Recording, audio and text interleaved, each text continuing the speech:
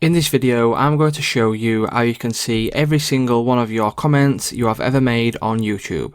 So to see all of your YouTube comment history, it's really simple to do. So the first thing you will need to do once you are on your YouTube homepage here is come over to the left hand side bar here and scroll down until you find history.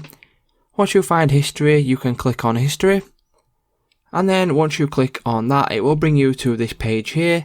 And on the right hand side, as you can see, there is a couple of options, and under manage all history there is an option now for comments. And if you click on comments, what that will do is it will open up this page and it will show you all of the comments you have ever made on YouTube. So if I go ahead and scroll down, as you can see, all of my comments that I've ever made on my YouTube channel are now displayed here, and you can look down as far as you like. So if this video did help you out, please comment down below, drop a like on the video, and I will see you in the next one.